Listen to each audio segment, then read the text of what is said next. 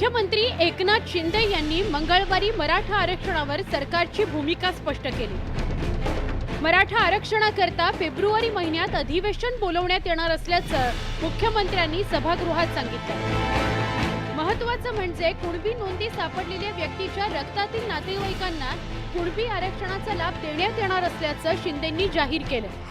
कुणबी ज्या नोंदी आहेत या 1967 पूर्वीच्या कुणबी नोंदी आहेत। पुन्हा एकदा मी सांगतो, ज्या नोंदी जुन्या सापडलेल्या आहेत त्यांच्या ब्लड रिलेशन मध्ये जे लोक असतील त्यांना आपल्याला त्याचा फायदा मिळेल।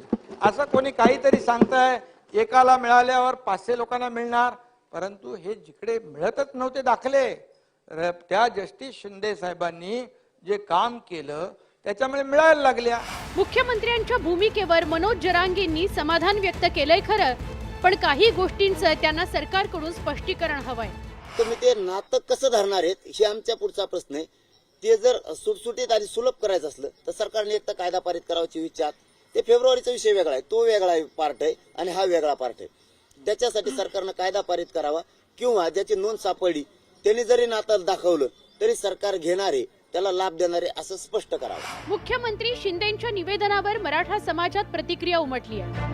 मुख्यमंत्र्यांनी जुन्या तरतुदी सांगितल्याचा दावा विनोद पाटील यांनी केलाय। इंच मात्र देखील मराठा समाजाच्या बाजूने कुठलाही निर्णय झालेला नाही, कुठलीही नवीन ओळ टाकण्यात आली नाही। ज्या जुन्या नोंदी आहेत त्याचं कायद्याचं वाचन फक्त सभागृहामध्ये झालं, या पलीकडे मराठा समाजाला काही मिळालेलं नाही। त्यामुळे आता तरुण माझ्यासारखं देखील हाच प्रश्न विचारतोय की नेमकं आपल्याला काय मिळालं, याचं उत्तर माझ्यासकट कोणाकडेच नाहीये।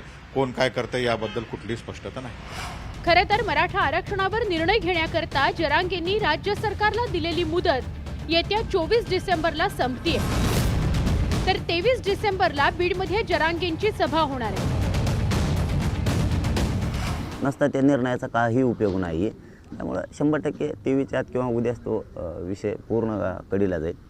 23ला काय घोषणा करायची हे सरकारचे आता, ते मराठा समाजाच्या नाही। जर आम्हाला लाभच होणार नसत तर आम्हाला नाविलाजानं आंदोलनावर ठाम राहावंच लागणार आहे, परंतु सरकार तशी वेळ येऊ देईल असं आम्हाला वाटत नाही। मराठा आरक्षणावर अद्यापही ठोस निर्णय झालेला नाही, त्यामुळे आता फेब्रुवारी महिन्यात होणाऱ्या अधिवेशनावर मराठा आरक्षणाची सगळी भिस्त आहे। छत्रपती संभाजीनगरहून सिद्धार्थ गोदामसह ब्युरो रिपोर्ट, न्यूज 18 लोकमत।